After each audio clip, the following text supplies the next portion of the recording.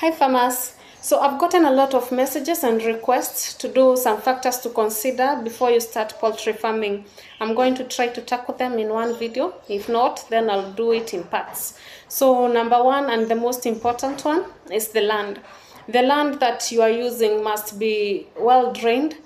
It must be easily accessible to you as a farmer and to your supplier of feed, and also to those that are coming to the farm to buy either the eggs or the meat.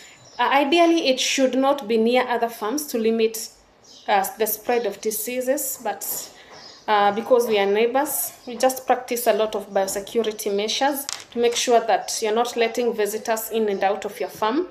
And also vehicles are not just passing through anyhowly. The other factor to consider is the purpose of your birds. You should do market research of your area. The demand of what is in demand in your area. Is it meat? Is it eggs? Because this is what will drive you into choosing the type of bird that you want. Because if they want eggs, you might consider just doing layers, commercial layers. If they want meat, you might consider broilers and the indigenous ones, the kienyeji or the improved. If they want both meat and eggs, then the improved and the kienyeji altogether. The other important factor to consider that is related to the type of bird is the time that you have.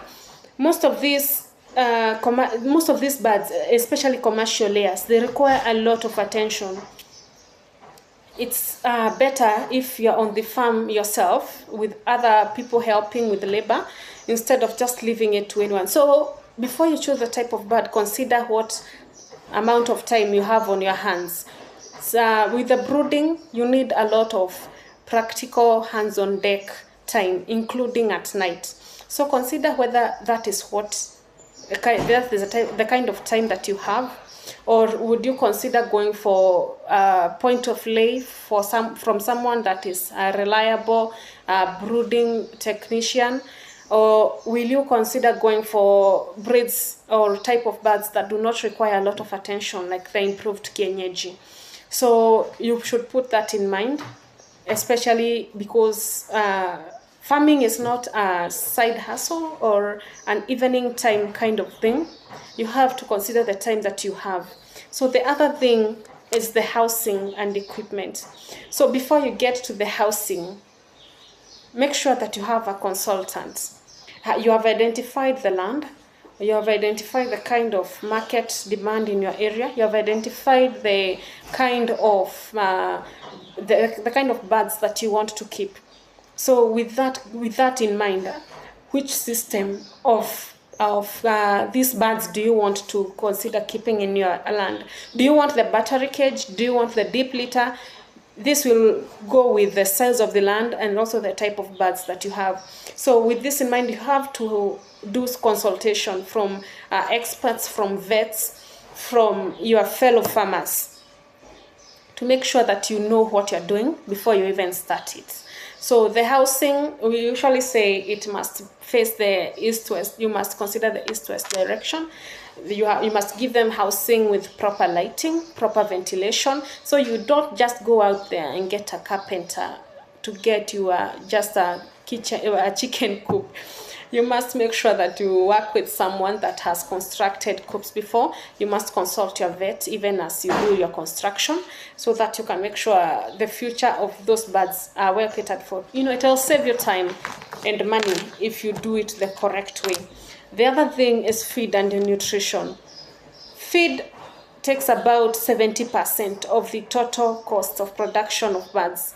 So remember that if you don't feed them well from when they are chicks, then they will not perform well. You'll not have enough eggs when they not even reach peak production. They will not reach the market weight at the right time. So feed is very, very important. Feed even contributes to the immunity. So you might have a good coop, you might do vaccination, but if the feed did not have enough vitamins and other things to support immunity, then it will greatly affect the productivity of your flock. So identify a good source of feed that is reputable, that works with the nutritionists. If you are going to formulate your own feed, make sure that you do extensive research on that, because it will cost you a lot. Also, for those farmers that will consider doing commercial layers, please note that you will feed them for free from the chick mash to the growers mash until they start laying. So you must keep some money. You must make sure that the money you have is enough. Typically, a chick will feed 2.5 to 3 kg of chick mash for those 8 weeks, and 7 to 8 kg of growers mash. So if you multiply that with the number of birds you have, make sure that you have enough money to feed them until they start buying feed for themselves. You know, when they start laying and they can cut the production costs, you must make sure that you have enough money to get you till then.